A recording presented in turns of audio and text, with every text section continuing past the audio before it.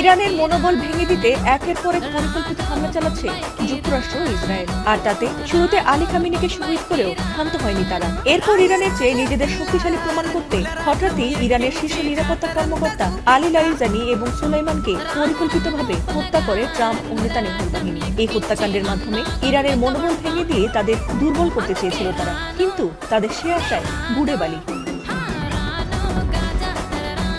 এই হামলার পর আরো দ্বিগুণ প্রতিশোধে যুক্তরাষ্ট্র ইসরায়েলের ওপর হামলা শুরু করেছে সাহসী মুসলিম দেশ ইরান। চলমান যুদ্ধের মধ্যে ইরানের প্রধান নিরাপত্তা কর্মকর্তা আলী লারিজানি ও সোলাইমানিকে শহীদ করাটা মোটেই মেনে নেয়নি ইরান। ইরানের পররাষ্ট্রমন্ত্রী আব্বাস আরাগচি এ নিয়ে বলেছেন যে ইরানের মনোবল এতটাই ঠুনক নয় যে কোনো একক নেতা বা কর্মকর্তার হত্যা দেশের ব্যবস্থাকে নাড়িয়ে দিতে পারবে। আর সেই ধারাবাহিকতায় এই দুই শীর্ষ নেতার হত্যার প্রতিশোধ নিতে ইতোমধ্যে ইসরায়েলের রাজধানী তেল আবিব থেকে শুরু করে বেইত শেমস দখলকৃত জেরুসালেমে আঘাত হানে ইরানি বাহিনী। এছাড়াও তাদের গুরুত্বপূর্ণ রেল স্টেশন ও অস্ত্র কারখানাও গুড়িয়ে দেয় তারা।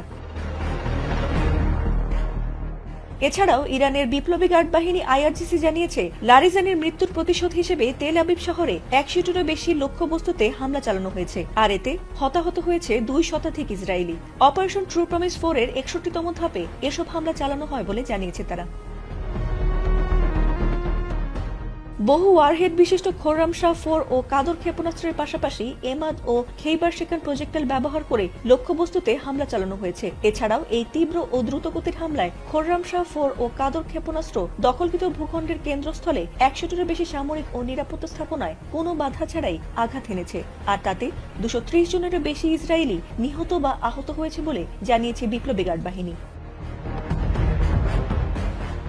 এদিকে ইসরায়েলের রাজধানী তেল আবিব ছাড়াও দখলকৃত নগর আল কুদস, হাইফা বন্দর নগরী, প্রযুক্তি কেন্দ্র বেয়ারশেবা এবং নেগেভ মরুভূমি সহ বিভিন্ন সংবেদনশীল ও কৌশলগত স্থাপনাকে লক্ষ্য করে হামলা চালিয়েছে ইরান। এছাড়াও কাতার, বাহরাইন, সংযুক্ত আরব আমিরাত, কুয়েত ও সৌদি আরবে অবস্থিত মার্কিন সামরিক ঘাঁটিগুলোতেও এই প্রতিশোধমূলক হামলা চালিয়ে যাবে বলে জানিয়েছে আইআরজিসি।